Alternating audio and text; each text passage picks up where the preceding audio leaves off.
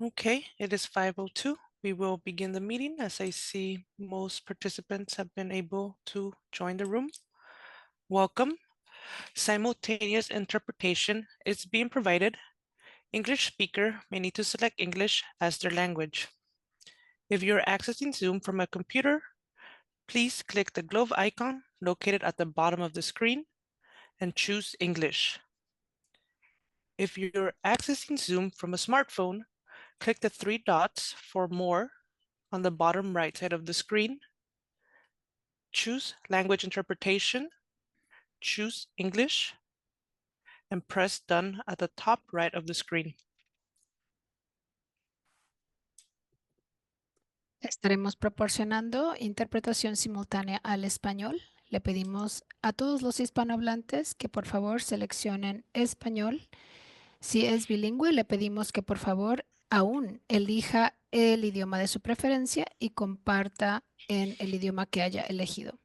Si nos acompaña a través de una computadora, le pedimos que busque el globo terráqueo en la parte inferior de la pantalla o en los tres puntos donde dice More. Seleccione español.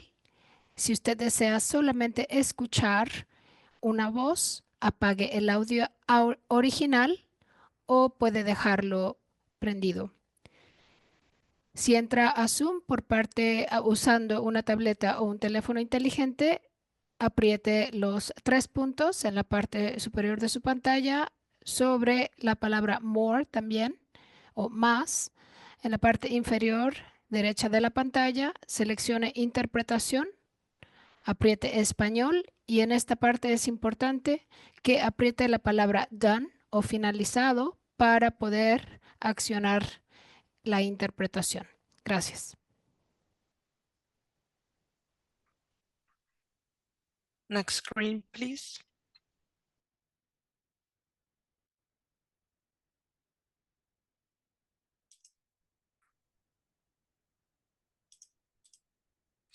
Good evening, everyone.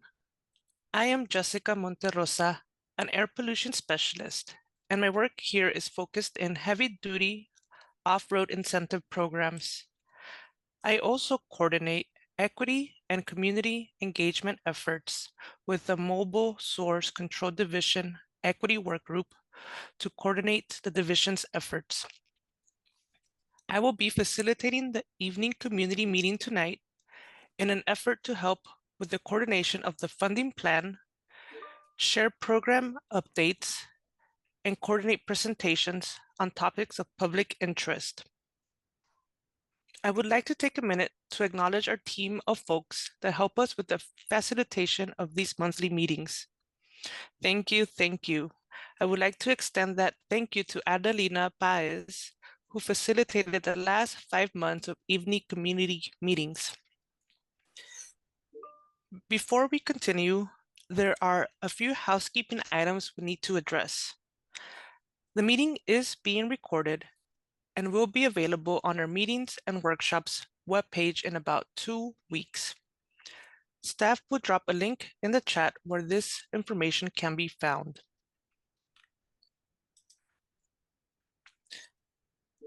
Next slide, please.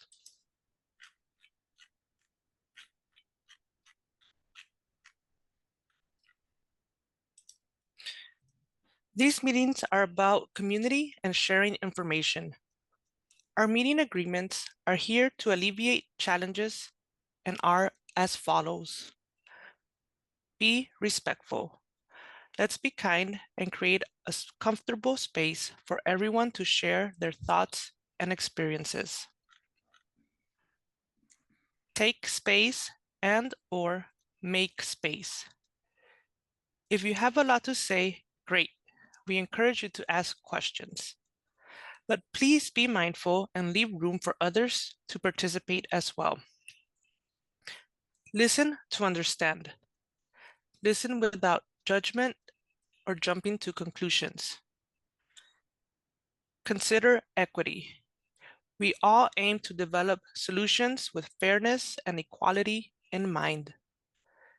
People from all over California are here to work together on the clean transportation incentives. These diverse perspectives can help us overcome barriers. With these agreements in mind, let us continue. Next slide, please.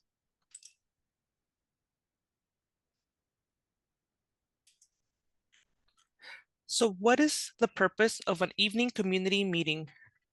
Our annual funding plan development process involves daytime public workshops and workgroup meetings on various incentive projects. However, we understand that community members face unique challenges attending these meetings compared to representatives from industry, government, and non-governmental organizations.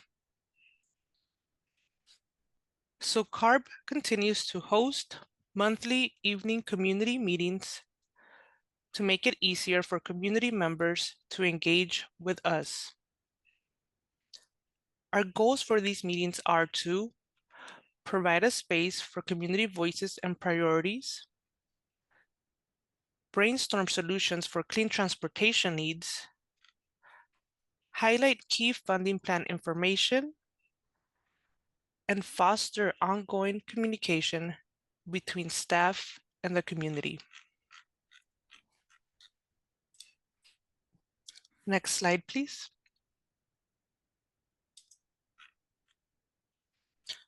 First up, for today's agenda, we have a summary of updates and proposed changes to the Clean Mobility Options Vouchers pilot program presented by Ava Yagubirad. Then we will have a reflection on the development process of this year's proposed funding plan led by Stephanie Parent. Please note that we will have a Q&A after each presentation. We will also open the floor at the end of the meeting for any further comments or questions missed during the presentations. I will now hand it over to my colleague, Ava. Next slide, please. Hi, everyone. I'm Ava Yacoubi-Rod, lead staff for Clean Mobility Options Voucher Pilot Program, or CMO, and I'm happy to present a summary of what we discussed during our December workgroup meeting.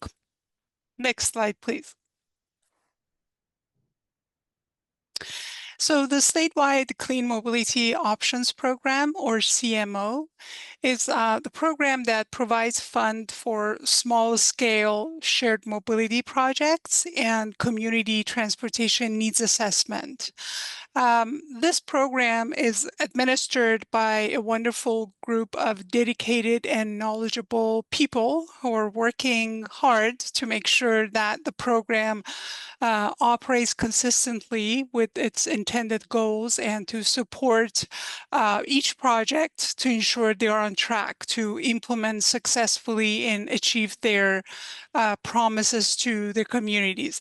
Our administrator team consists of CARB's grantee, CalStart, and their partners, Shared Use Mobility Center, Emergent Labs as an equity consultant, and Hartquist Strategies as a communication and marketing consultant. Since 2019, this team has provided support and technical assistance for all of the applicants from the time of application to execute their agreements. And now they are mostly focused on project implementation support, which involves working with each project team from kickoff to full operations, developing tools, resources, and trainings based on their project needs within their geographic and operational context to implement successful projects. And they offer insight on budgeting and invoicing and help them navigate program reporting and evaluation related requirements. Next slide, please. Now I'll go over some of the main objectives of a CMO program. The quick overview of this program, noting that clean mobility investments projects in CARB are focused on community investments, not individual incentives. CMO's funding is for projects located in California's historically underserved communities. This is including tribes. These fundings are for both mobility projects and community transportation needs assessments.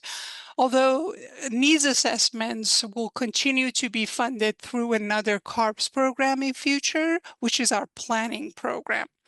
Our goals for mobility projects are really to develop and launch affordable zero-emission services that fill the gap within the current community's transportation system and increase residents' access to their key destinations.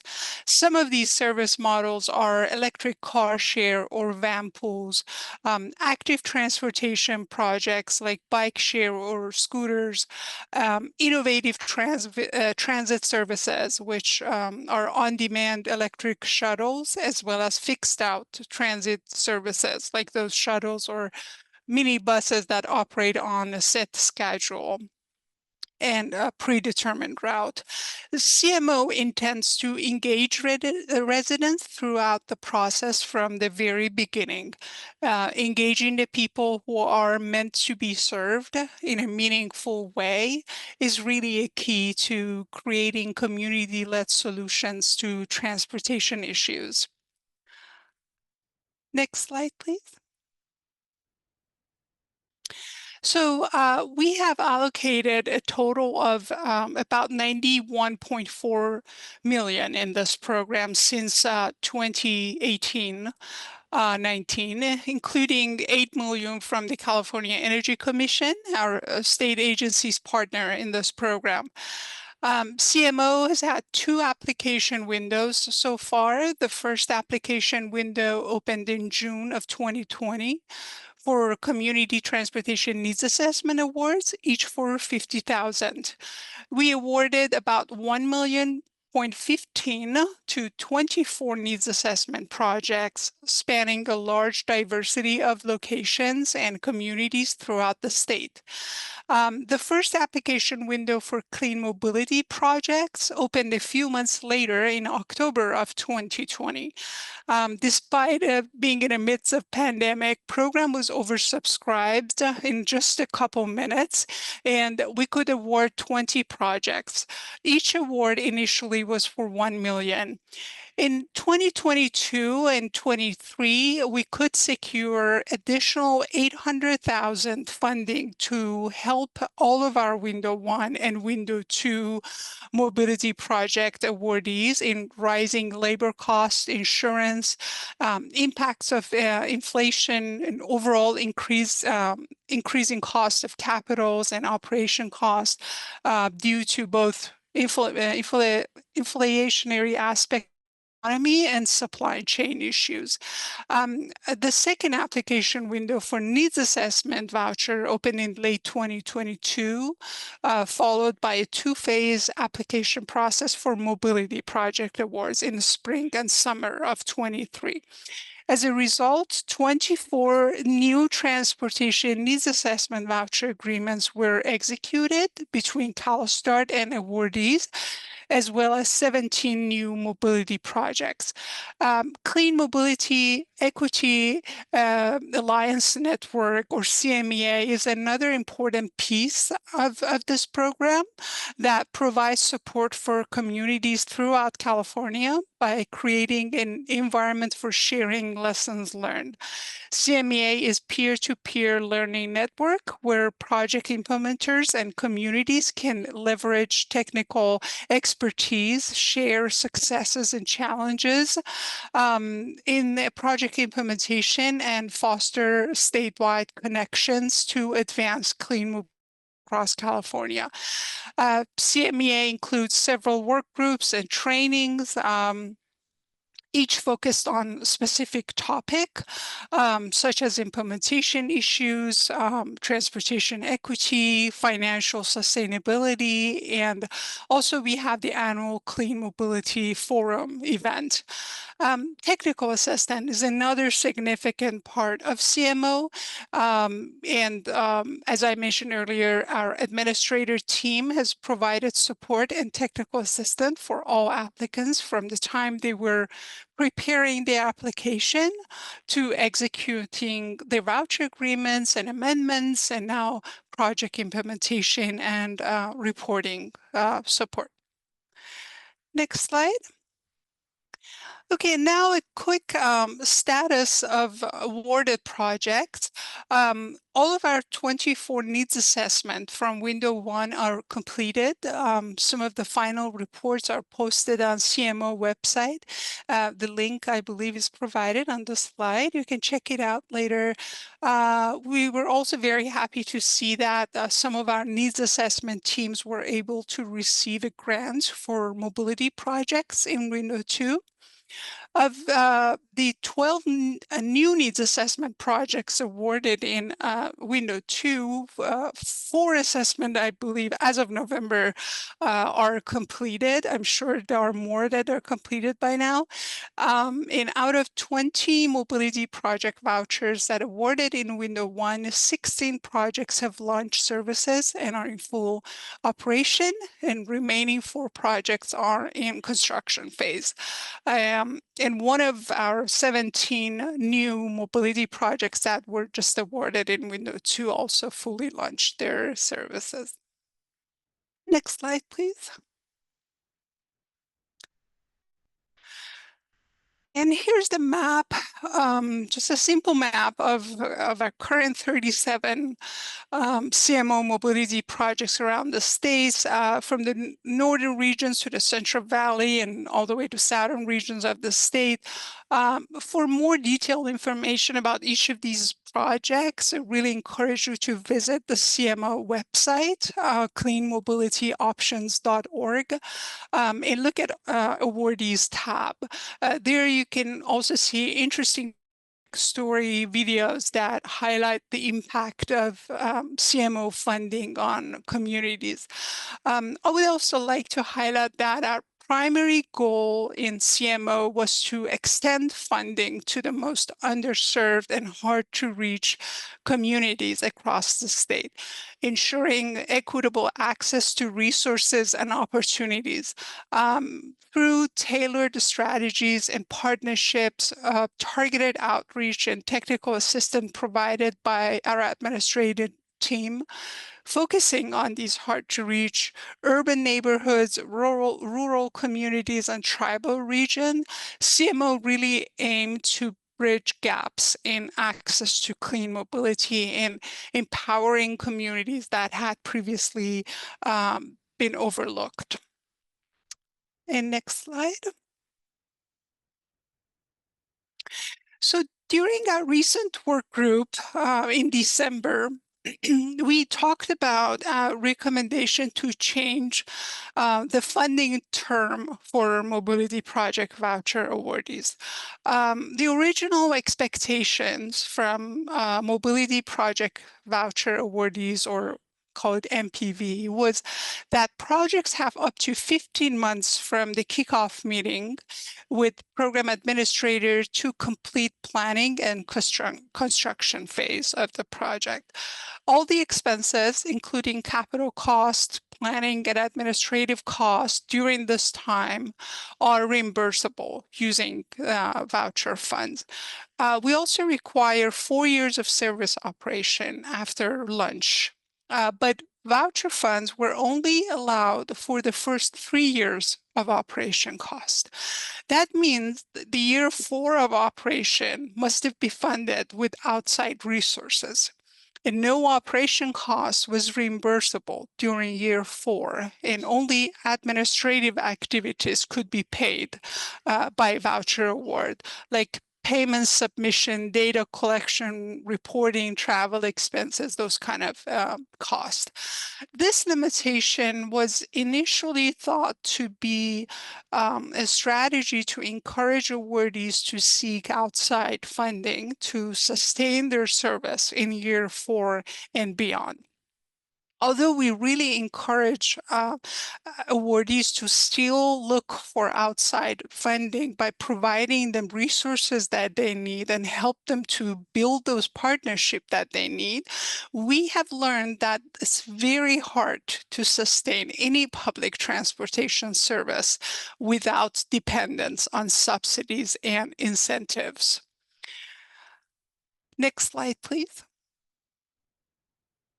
So what we recommended during the December 5th work group was to remove this limitation and allow mobility project awardees to be reimbursed for all eligible costs during year 4 of their service operation as well. That means awardees can consider budget operational costs for the full 4 years of operation. This change is specifically important for those window 1 awarded projects that are now near or in year 3 of operation. You know, some of them launched services soon after they executed their voucher in 2021. Since we have recently offered an additional funding to participants or mobility project awardees, these particular projects now will have sufficient time to use this fund for operational cost. So this recommendation, which is option 2 on the slide, was supported by public participants at the December work group. Next slide, please.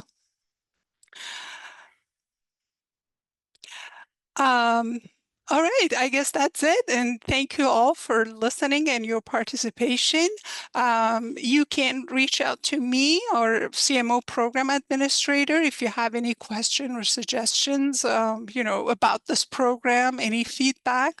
My email address is on the slide, ava.yaghoobrad@arb.ca.gov. And our administrator email address is also info@cleanmobilityoptions.org. The full recording of that work group is posted on CARB's website. So if you want to go and check it out, we will also post the updated program implementation manual, hopefully in a few weeks, on the CMO website. So again, thank you. I know you have very busy schedules, so I really appreciate your attending this evening community meeting and listen to my presentation. If you have any question and feedback, I'll be happy to answer. Back to you, Jessica.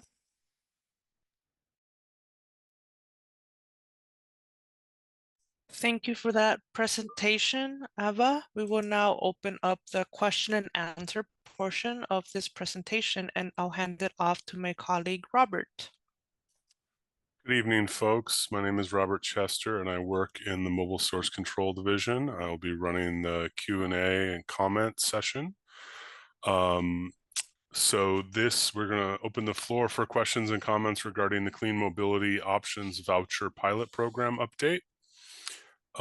Please hold any other program-specific questions or comments until the appropriate agenda item or the last Q&A session. If you are using Zoom on your desktop, please click the raise hand under the participants tab. If you're using Zoom in the mobile app on your phone, tap raise hand in the more tab. And if you are joining by phone, press *2 to raise your hand. You may also email questions to cleantransportationincentives@arb.ca.gov. Let's see here. So go ahead, raise your hands, and I will start to call on you if there are questions or comments. We can check to see if there's anything in the box. Patty Breslin, so your line is open. Please unmute yourself Let's see Yes. here. So are you ready for me? Yes, please state your name and affiliation, if any, before speaking. Yeah, my name is Patty Breslin, and I'm with Sandlitter 2050.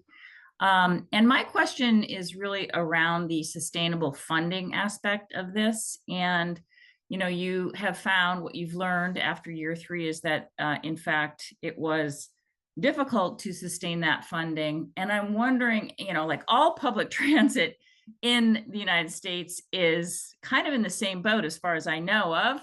Across the board. And I'm wondering if there's any work going on or research at CARB going on or in the state broadly around ideas and strategies for looking at sustainable funding for public transit in general.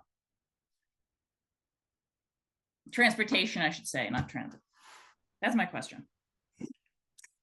Thanks, Patty. Yeah, that's a great question. That is my question too. I can tell you what we have done so far in this space to help our project implementers, which is it's really difficult.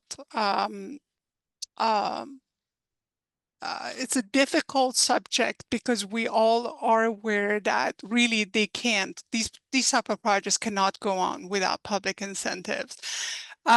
We do have a resource library on a CMO website that kind of it's try to provide the resource and technical assistance that help awardees to, you know, like finds like all the research and publications that have happened so far on this. So there is one part for just research and paper.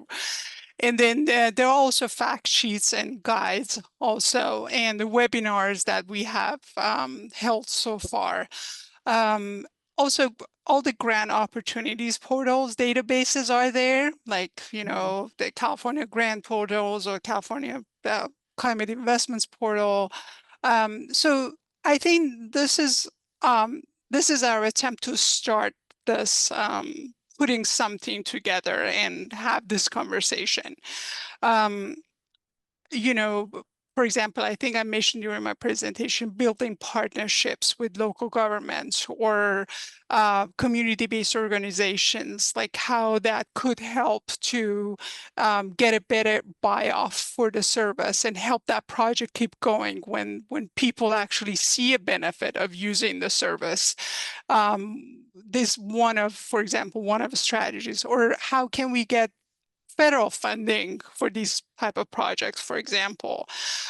Also, under the Clean Mobility Equity Alliance Network, CMEA, that I mentioned, we do have a work group specifically focused on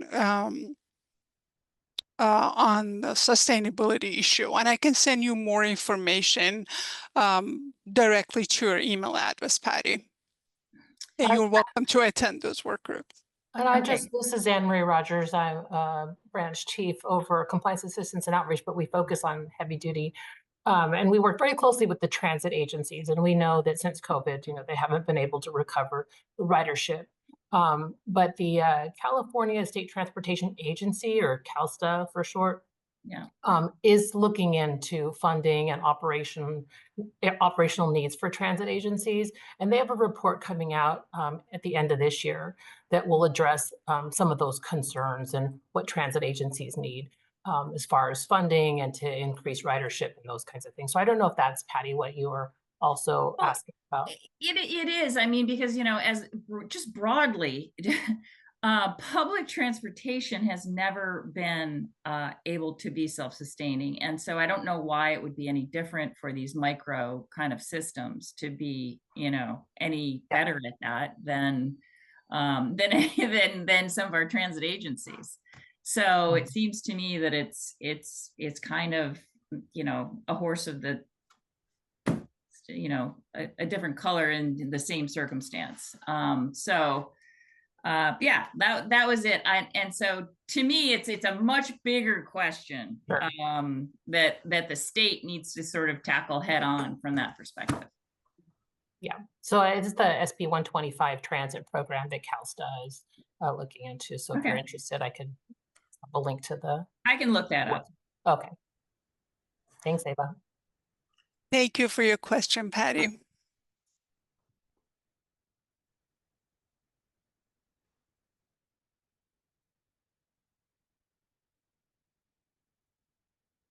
Okay, thank you, Patty. I don't see any other hands raised at this time. Oh, Ahmad. Ahmad Kakar, please unmute yourself and state your name and affiliation, if any, before speaking. Hey there, my name is Ahmad Kakar. I am just a normal consumer, I guess, or potential consumer of the program. And my understanding, this is the open question form of the event. Is that correct? No, this is about clean mobility options, but we'll have another Q&A comment. Okay, is this not about clean mobility options? It is. It's about it, but I will rate. I'll go ahead and go back towards the end. So my apologies. That's Hi, okay. You can go ahead. Ahmad. This is Adelina. Sorry, Robert. I have your email queued up for your comment. So at the very end, when we open up the Q&A for like a more broader conversation or Q&A, I was going to open that up. I could read it out loud, or you can read it yourself. Okay, we can just wait until the end. No worries. I appreciate it. Awesome. Thank you. Thank you. Okay, I see another hand raised right now. Jeff Proctor, go ahead, unmute yourself and state your name and affiliation, if any, before speaking. Yeah, my name is Jeff Proctor, and my only claim to this meeting is that I'm a hydrogen car user, and I'd love to be an advocate for that. However, when I was listening to the question that we just went over, I was thinking about the Small Business Administration, which I used to be involved with, which has a similar challenge that you're describing, where it's tough to sustain so it takes experienced business mentorship program.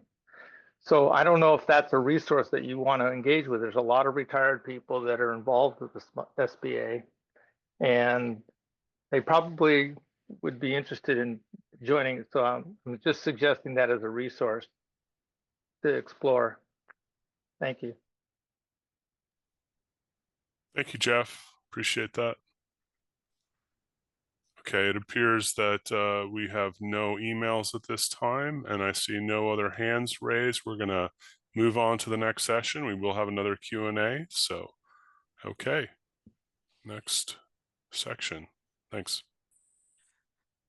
Thank you, everybody, for your comments and questions regarding the Clean Mobility Options Voucher Pilot Program Update. Next off, we will have Stephanie Parent on the reflection on the development process of this year's proposed funding plan. Off to you, Stephanie. Yeah. Good evening, everyone. My name is Stephanie Parent, and I facilitate the development of our annual Clean Transportation Incentives Funding Plan. We often refer to it as the funding plan. So like in 2023, I'd like to take a bit of time for us to reflect on how things went last year. Your feedback helps us to improve upon the process to collaborate with you in the future. On the next slide, I'll talk a bit about our process this past year in 2024. And then I'll show you some voluntary poll questions or fill in the blank questions where you'll be able to select an option or write in a response if you want to.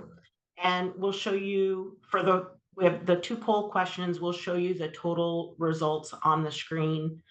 And it won't identify anyone, but it just helps to show everybody how different people answered those two particular questions. For the fill in the blanks, we won't we won't share that information on the screen because it's so individual to each person, but we'll definitely take that feedback to think about how we can improve things in the future. Next slide, please. So in 2024, we continued to use the same new process that we had rolled out in 2023. And this included a shorter time frame of about 6 months to develop the proposed funding plan. We also combined topics to reduce the overall number of daytime meetings where possible. And lastly, we continued to offer regular monthly evening community meetings, such as this one, to provide you, the community members, with a forum to be able to get high-level recaps of daytime public meetings and to be able to express your needs, concerns, and potential solutions. So continuing with these changes in our process for this year, 2025, we believe that, or for this last year, 2024, we believe that we were able to reach more community members than in past years, but we also recognize that there is always room for improvement. So when I'm done speaking, I'll show you 7 questions, and some, I think 2 are multiple choice, and the rest are all fill in the blank, and we'll give you a little bit of time to fill those in or to respond to the questions. Again, these are voluntary. You don't have to respond to all of them, any of them. You could respond to just a couple of them if that's what you prefer. But we'd love it if you respond to the questions, as that information will help us. So let me get this going.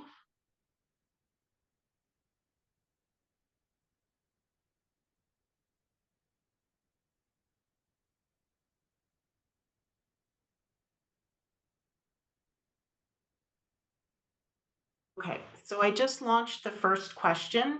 So hopefully you all see that on your screen. Maybe Jessica, you could give me a like a wave or a thumbs up or something. Okay, I see a nodding. So yeah, if you want to share with us who you represent when you're participating in evening community meetings like this one, and I'll give you just a couple minutes to think about that and to choose an answer. When I see it slowing down a little bit, I'll go ahead and end the poll and share the results.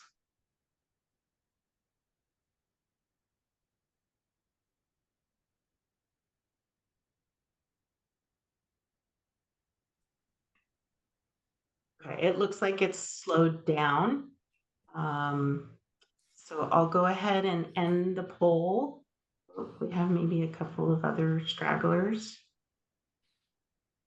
I think now I'll go ahead and end the poll, and I'll share the results on this one. So you should all see the responses here. So out of 18 people who responded to the poll, it looks like 28% or 5 people represent themselves. They're a member of the public, and 22% are representing their community. So maybe they work for or are involved with a community-based group and report back to the group on these meetings. Looks like about 6%, or in this case, 1 person is a program administrator. 28% or 5 people work for industry. So this could be with electric vehicles, hydrogen fueled vehicles, maybe things like, e-bikes or maybe heavy duty vehicles. And it looks like about 11% of people work for government. And so we said this was any level. So it could be from down to like a local city level, to state government, and there might be other people from government agencies as well. So I want to thank everyone for responding to that question and helping us to see, at least in this meeting, where the variety of people are coming from, as far as who they represent. We'll go on to the next question now.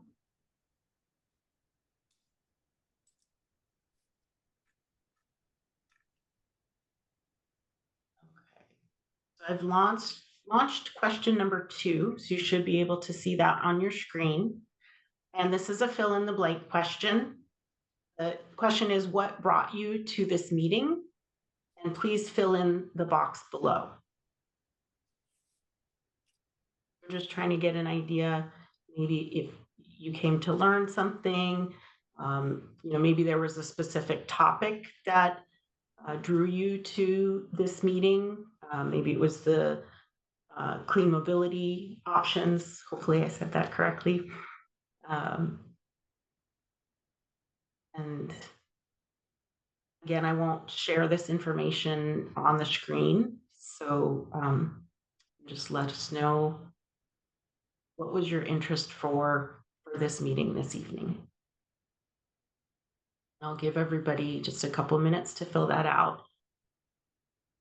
And then we'll move on to the next question.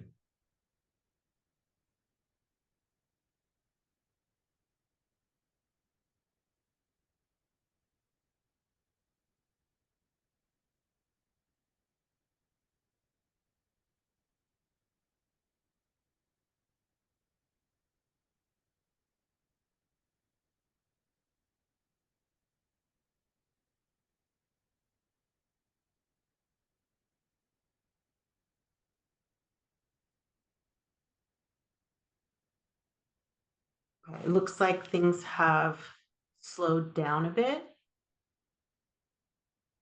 So I'll just give another few seconds here in case anybody's in the middle of writing.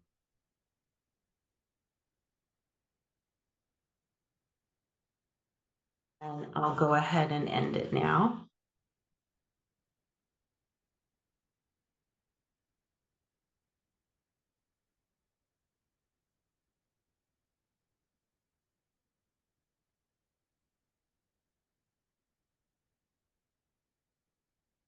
Now we'll go on to question number 3. You're able to see that, Jessica, right? Yes, I see your question head number nod. 3 is legible. Okay. So this is about what you think that we could do better to advertise evening community meetings. One example might be that maybe we should advertise meetings on social media, or maybe you have some other ideas about how we could let more people know about these meetings.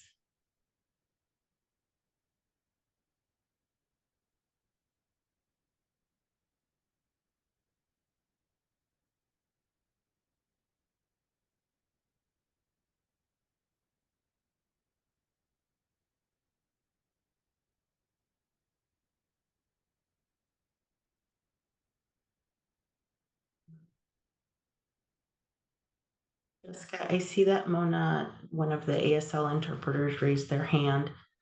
So I'm guessing maybe Mona, you have maybe a technical issue. If you want to unmute, maybe we need to unmute you.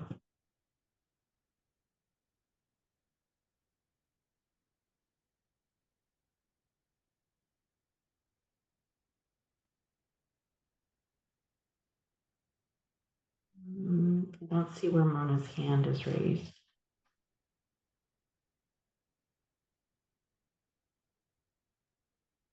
We'll send her an email, Stephanie. Okay, thank you, Chelsea.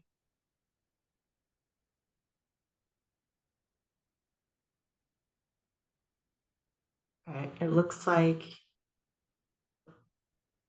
people filling in their response to question 3 has slowed down a little bit. So I will go ahead and end that poll. And we'll go to question number 4. So this one's a little bit longer because did I include examples? Well, I'll read it out loud to you. This has to do with the usefulness of the meetings. Do you find evening community meetings useful, and or what could we do to make them more useful? Some things to think about include, do you learn things from these meetings? Do the meetings help you to better understand our clean transportation incentive programs and the funding plan that goes along with them? Do the meetings help you learn about other topics that you or your community might be interested in, such as EV charging, other CARB regulations, or maybe you have some other thoughts? And so, yes, please fill in the box with your answer. I'll give everybody a couple of minutes on that.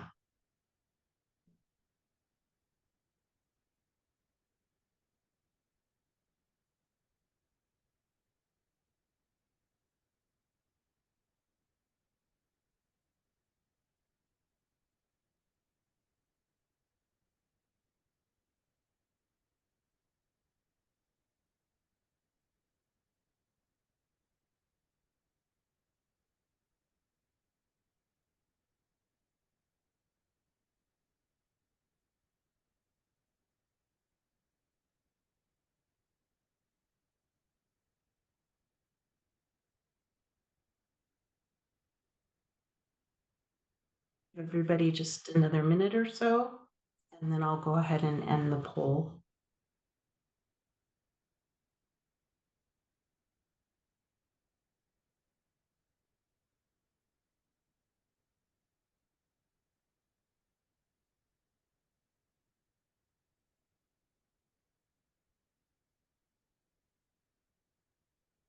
Okay, it looks like things have slowed down, so I'll go ahead and end that.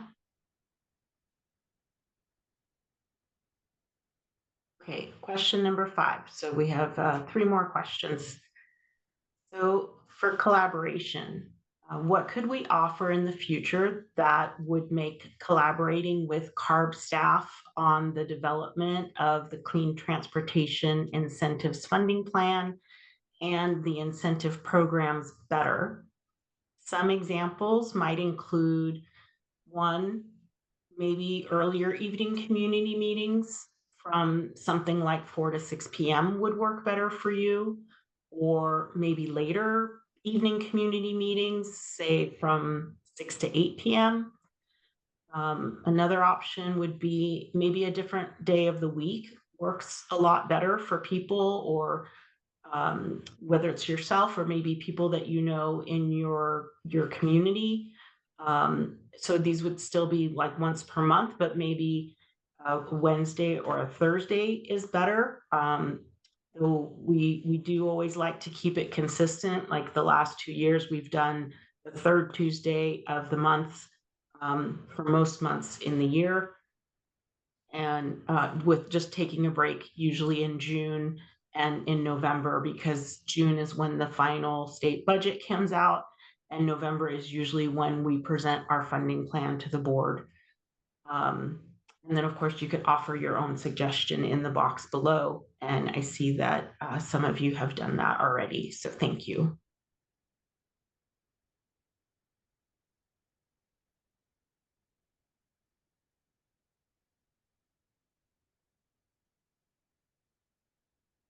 I'll give it just another minute or so.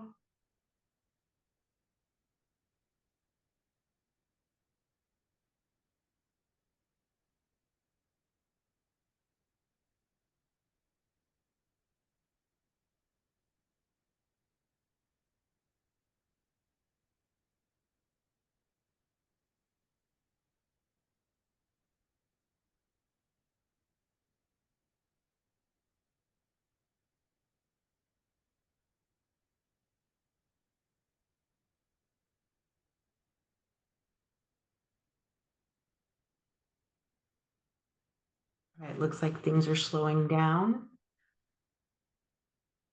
And so I'll go ahead and end the poll now, and we'll go on to question number 6.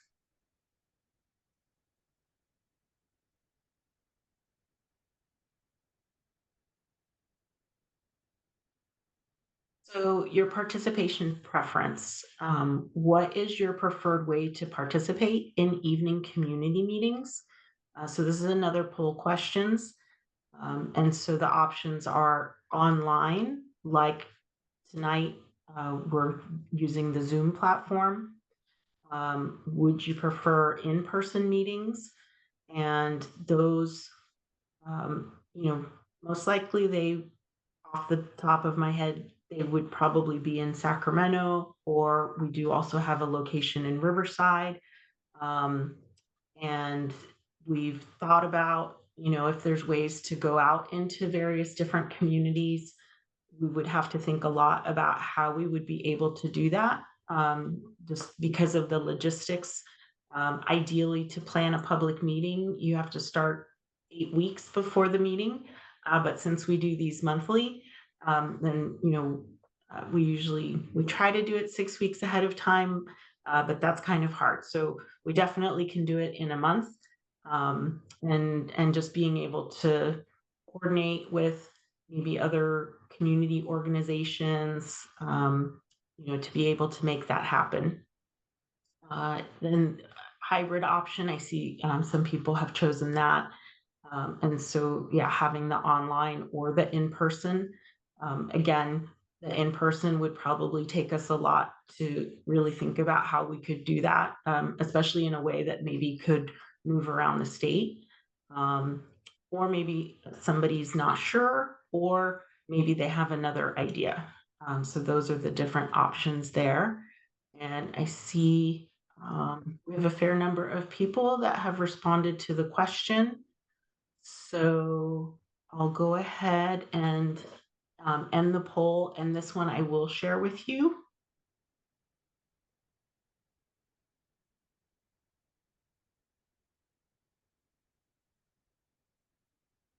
Okay, so sharing the results, it looks like from the people in the meeting this evening who answered this question, 77% of people like an online platform such as what we're doing this evening, and 23% would like to have a hybrid meeting where people could join online or in person if they would like to do that. So I appreciate the responses and feedback. And, like I mentioned, that it is a little bit more challenging logistically, but we could think about maybe how to offer something like that, maybe at least once during the year, or some kind of basis like that. All right, I'll move on to our last question.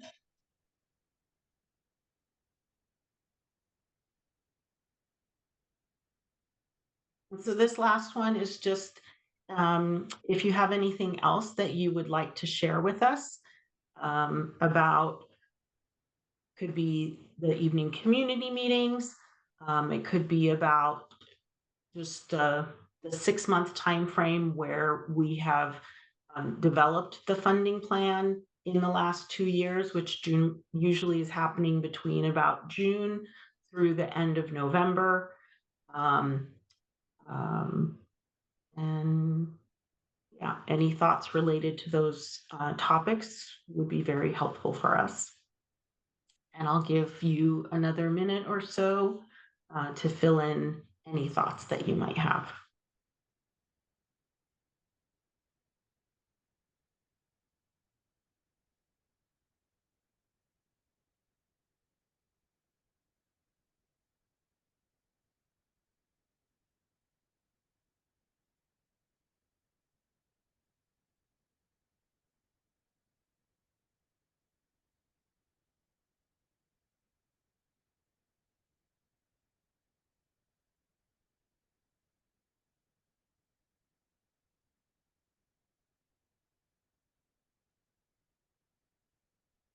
It looks like things are slowing down a bit.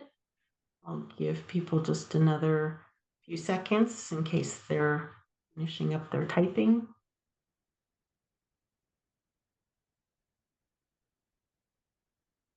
Okay, I'll go ahead and end this poll.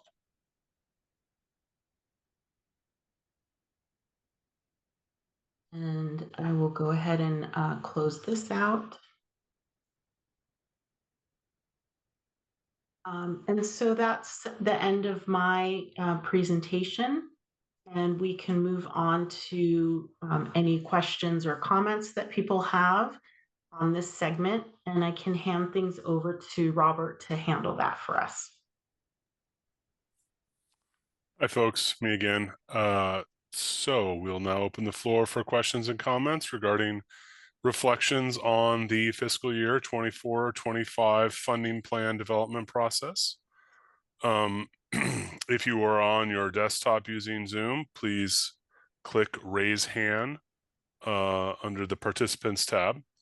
If you're using Zoom and the mobile app on your phone, please tap raise hand in the more tab. And if you're joining us by phone, please press *2 to raise your hand. You may also email questions to cleantransportation.arb.ca.gov. Okay. Don't see, oh, there we are. Nathan Okawa. Please unmute yourself and state your name and affiliation, if any, before speaking. This is Nathan Okawa. I'm also an owner of a fuel cell car. This is my second community meeting, so you may remember me speaking at the last meeting. I also would like to advocate for hydrogen and hydrogen fuel cell vehicles. Somebody made a comment at the last meeting. I also leased an electric vehicle, so I'm totally zero emission right now, and I haven't purchased gasoline in more than 6 months. So I'm trying to do my part. And there is a active community of fuel cell vehicle owners who are struggling with the reliability, the location, and the number of hydrogen refueling stations. And so, you know, that's a huge concern to this community. And what I started doing, it was probably like 2 months ago, I started speaking to anybody I encounter when I'm refueling. And I've gotten close to like 30 people, 30 fuel cell car owners who had no idea about even the hydrogen fuel cell Facebook groups that I've joined. So, you know, we're not getting their feedback. And I was a little disappointed in the AB8 annual 2024 annual report that it was mentioned in the 23 report that there was going to be some sort of consumer outreach, and I didn't see any sort of input into that in the 24 report.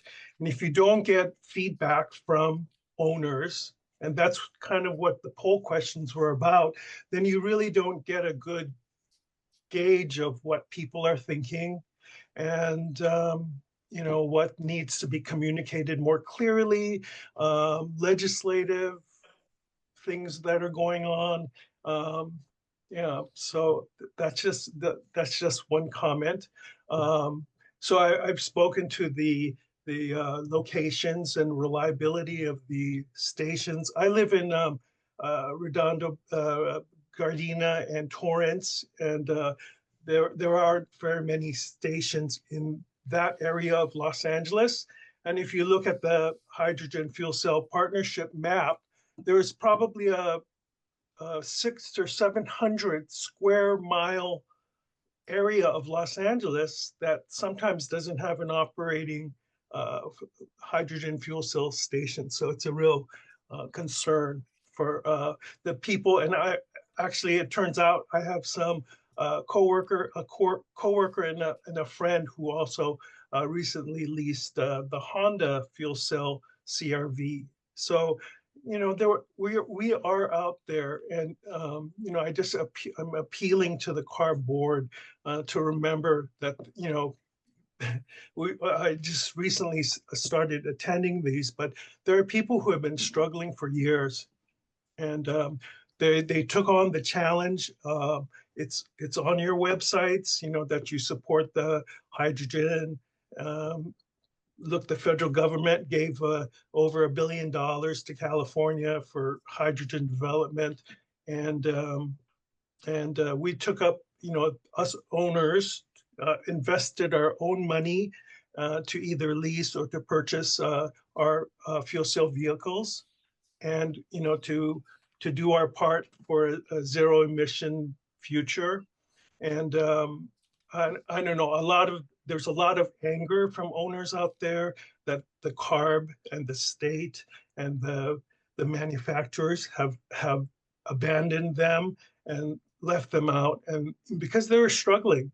And just as an anecdote, I was on a California Hydrogen Fuel Cell Owners Association Zoom meeting, and 2 of the members had to leave because they were being evacuated. They're in the Altadena area.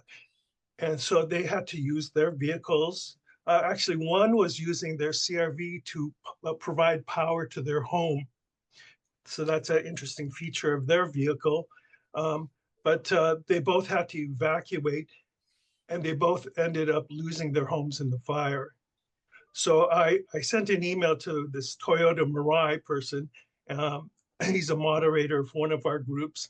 And I said, having a reliable transportation is important. So, anyway, and also I'm just curious about, we read about the settlement with Nathan, Toyota. I'm sorry to interrupt. So just to clarify, we understand your concerns and we appreciate your feedback, but CARB does not oversee infrastructure regarding fuel cells and hydrogen, right? We're on the vehicle side.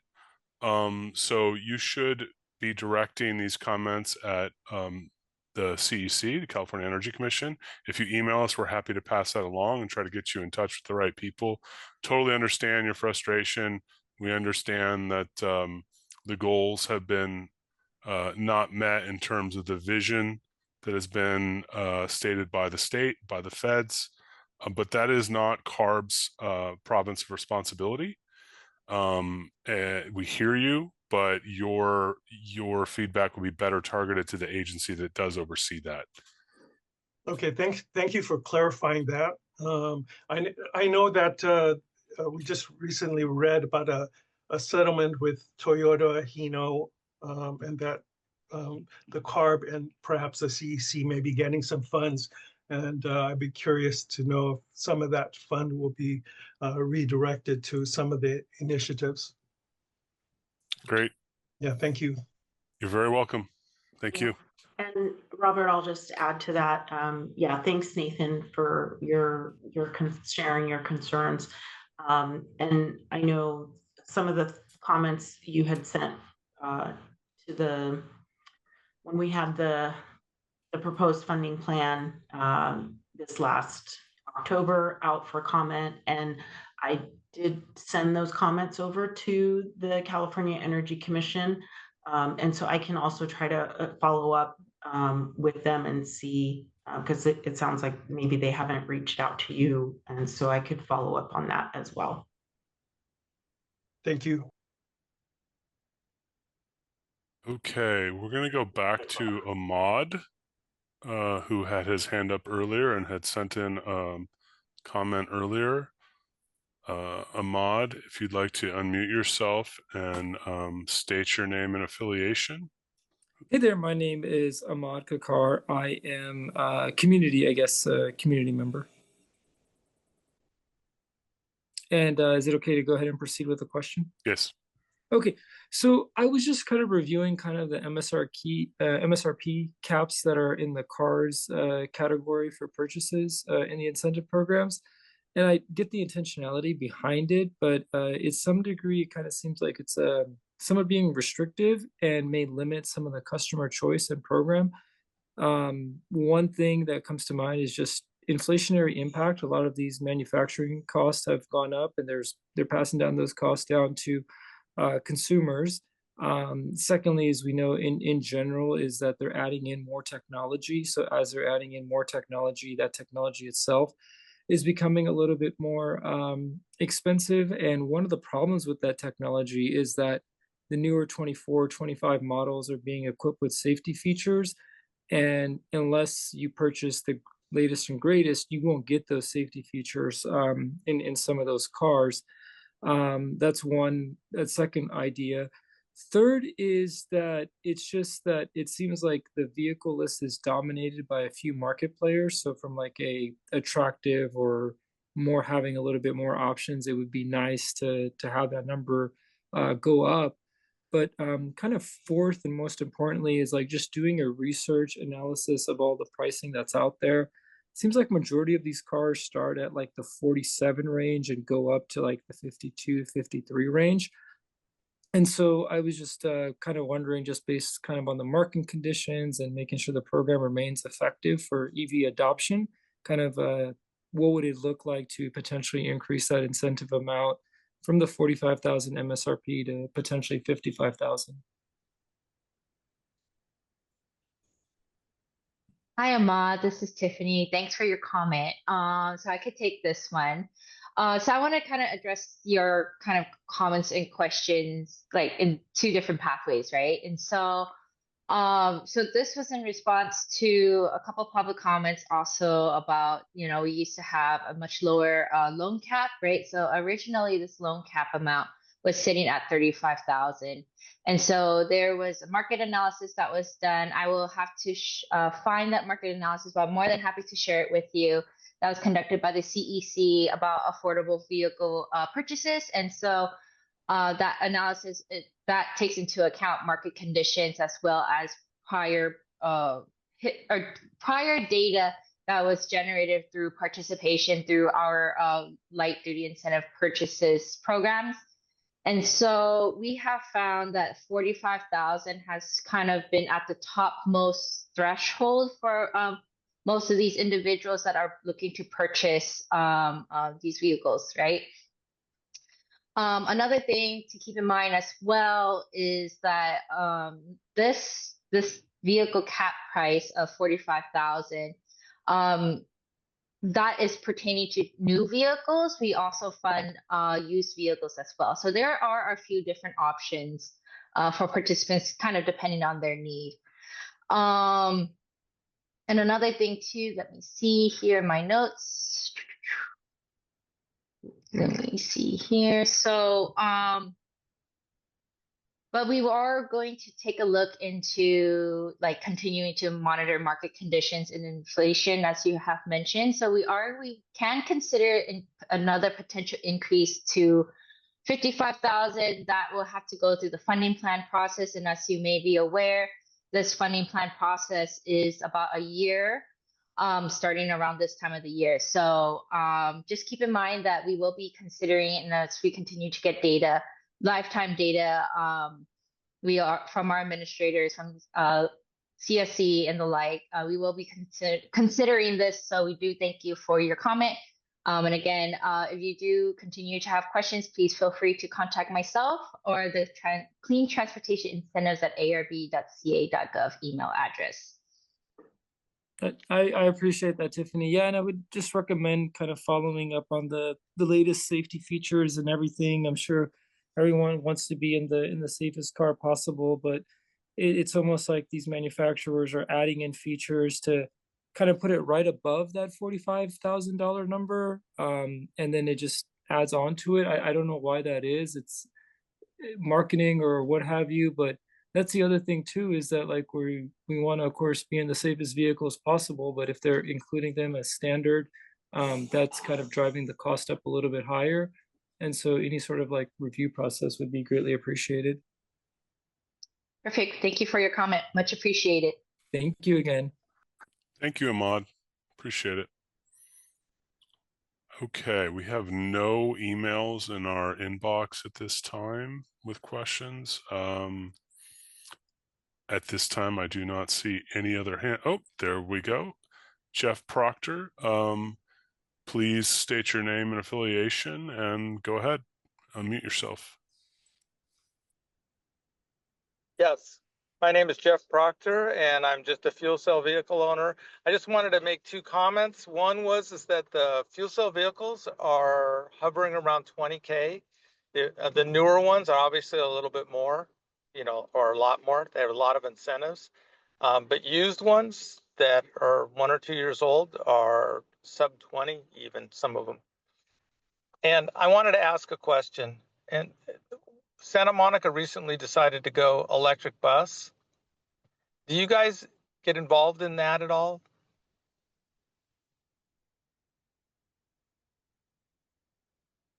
We do have another group at CARB.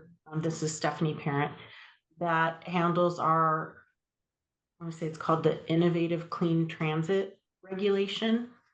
I don't know specific details about that. I don't know if any other staff or management online can maybe provide like a general overview.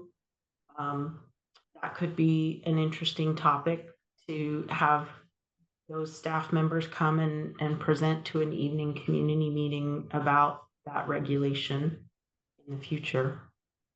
Yeah, they recently said that they chose electric or battery electric, and I thought it was kind of ironic that they're having added expenses of training people how to work on them and service the batteries.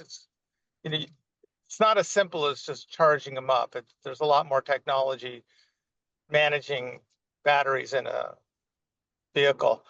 In contrast to, for example, the fuel cell, which is just basically nothing, just pump it up and go. It takes the same amount of time to fuel as a petrol diesel.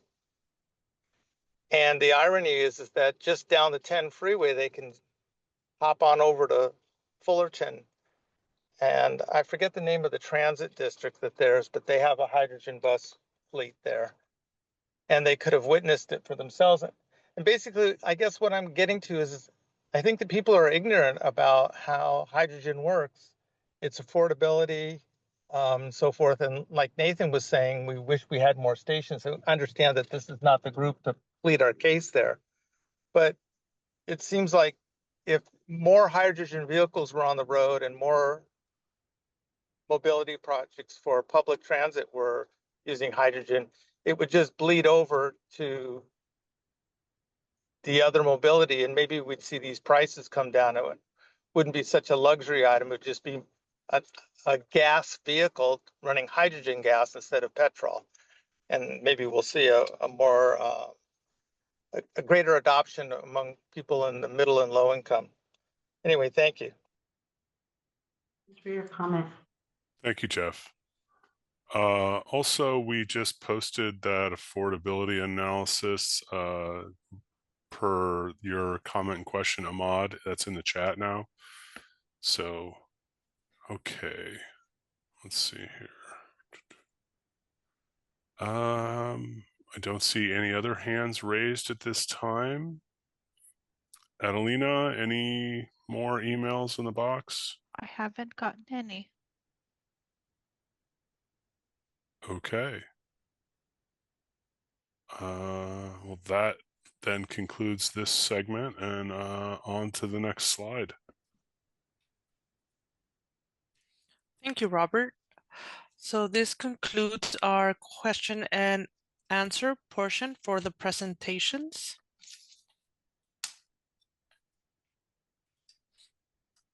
We want to thank you all for taking time out of your evening to join our evening community meeting. Thank you again for all your comments, questions, and collaboration. We appreciate your time and ideas to move forward, and we love hearing your priorities and concerns. Next slide, please.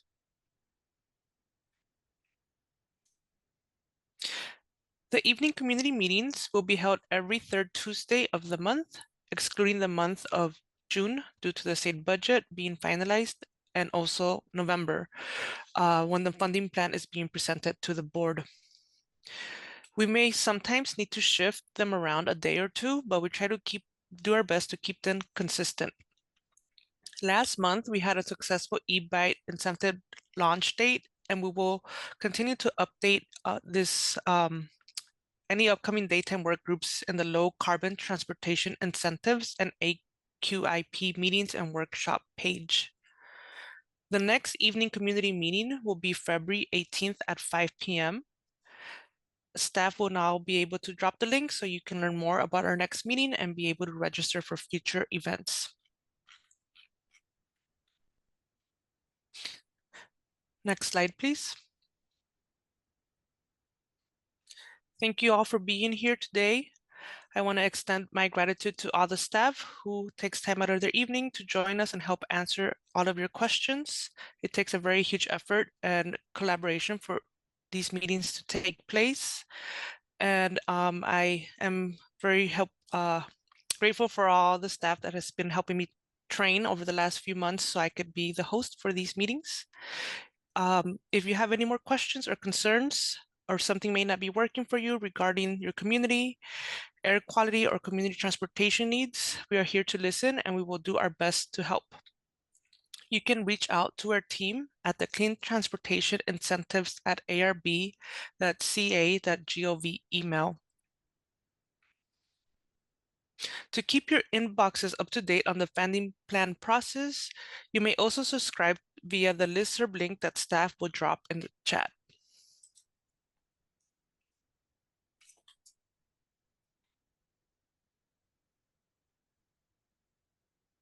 Again, thank you all for being here today, and this concludes our evening community meeting for today.